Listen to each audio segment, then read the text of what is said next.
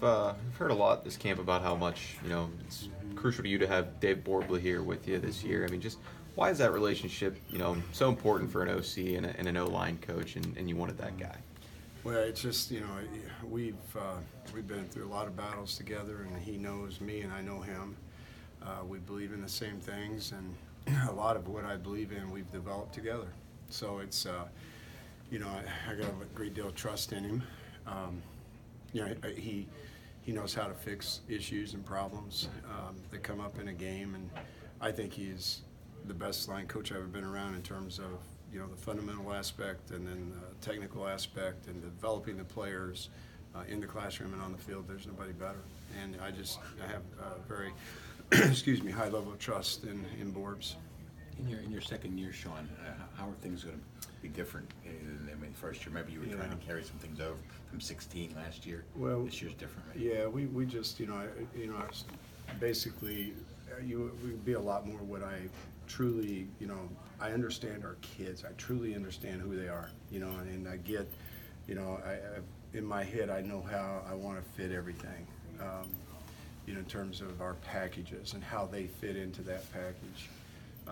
I know what I have at quarterback. I mean, that's a huge advantage. Just having, Kenny around me this time, I think we have a great relationship on and off the field. I know who he is. I know what he does well. That just gives you a whole lot of confidence in what we're able to do because he is a passer. And then the other thing, I like what I have in that room. I know, what Ricky is. I know, what I have in Nick Patty now. Being able to recruit Nick is a big thing, and he fits us, he fits me, he fits what we're trying to do. So, there's just a lot of pieces. Knowing our skill kids, I know what their skill set is, what they're able to handle, what they, what they can do. Knowing the staff. I mean, I know. What I'm dealing with Tim and I know his strengths and what he brings to the table, and Andre and Kevin, and we just have a good working relationship in there. It's there's a good chemistry in the room because everybody understands their part and their role, and we all have done. I feel like we've done a great job communicating with each other and then utilizing those kids and fitting them into the vision I have for what I want us to do. Are you more explosive outside? Maybe. Are you more explosive outside? Yeah, I think we are. I mean, we have more depth than what we had a year ago. We have, just having, guys like Tayseer here and now eligible, and then, Shockey is a difference maker. Dontavius is, back. Michael Smith has been, had a really good camp, and he's growing. The thing our receiver room has is a lot of competition. There's 9-10 kids in that room who really are battling for time and battling for. I told them I want to have a posse. I don't want it to be just 3 guys that play or 2 guys that play. I want to have a posse so we can play fast and have a lot of guys that can play fast. And they bought into it. And there's depth in there, and they're all competitive for time. When the rooms are competitive, that's when you have a chance to grow young guys fast. And they're young, but we're growing them quicker because of the competition. So it's been good from that aspect. Is that where your tightest competition is? I think there's really good competition. In the tight end room too. Not the same that the number of guys that we have in the other room, but it is a very tight room right now in terms of what's happening at receiver because every day somebody shows differently. Somebody will make have a big day. I can think back over the periods of we've been in a camp, and there's been days that Shockey has been unbelievable. Trey Tipton, for example, as of late, the last 3 practices he's been assigned and he's made big plays. So the whole room is filling each other, and it's very competitive. And Kevin's done a great job in there of creating that environment. So it's a very competitive room. So it is. I like what's going on at running back too, because those 2 kids, they're unbelievable. Q and Kevin competitive. The line room is competitive. I mean, we have a young group of guys that are trying to fight their way into depth, and it's good when you have more than in that room, we have probably 12 guys that, are really battling for time. So competition makes a good team.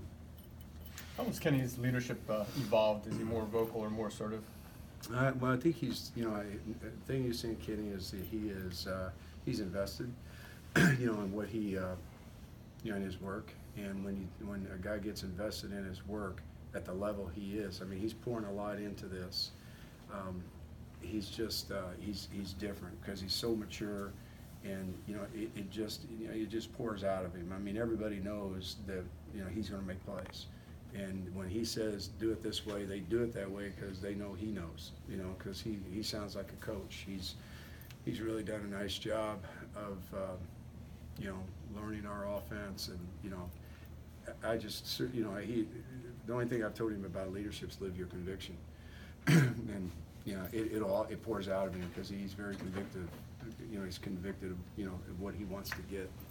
Can you say you have him around you more? I mean, obviously he's been here since January 2017, but you just mean Right. this time a year ago you were sort of working more with Max and Ben, probably, exactly, right?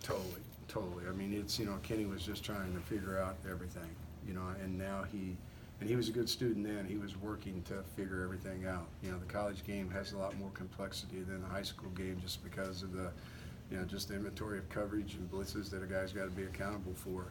Well, Kenny is learning that and learning our offense. He's in China for a while. He's had to fight through that curve. So he's much more assured because he's had a lot of time in it. He's been through a lot of football with me and with us, and he's a very confident person. What we're doing and how it all works. You have to give him freedom to run out of that pocket too, don't you? Yes, we do. He can hurt people with his feet, and he knows. I think that's one of the things. Managing the game is one of the big things a quarterback's got to learn, and it's not about sitting back in the pocket. If it's covered up, become a runner and use your feet, hurt a defense. Because I haven't been around a defensive staff in the 38 years I've been doing this. That when you got a guy that can hurt you running, and he can hurt people running, you've got to count for him, and that's a different aspect now. And he knows that's a weapon that he's got to use. You were talking about some of those traits there with Kenny, Shawn, his confidence, his conviction, his maturity.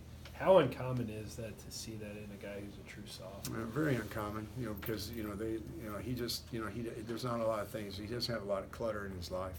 He's pretty convicted about what he wants to get out of football and the love for the game. I think probably with him, he's like several of the kids in my career that have been successful. He loves the game. He loves to play the game, and then his natural instincts and hard work show up because his instincts are better developed because he understands at a deeper level. And I mean, the kid just every day he competes against. I grade everything they do, and he competes against that grade sheet every day. And that's what's really cool about him, that, again, all the good ones I've had a chance to be around, that's the characteristic they had. With the receivers, I'm sure you're looking to have more of a vertical game this year and stretch the field more. Right. Who out of that group has shown you they can do that? I mean, we really haven't seen that out of those guys. I think, right now, Shockey for sure, Trey Tipton, healthy, yes. And I just don't want to miss anybody, so I'm going to take my time and say this right. Dontavius and Michael, different. They've got very good speed, but they've learned how to use their bodies. That's the difference of transition from them from high school to college. Let's see, who am I missing in that group?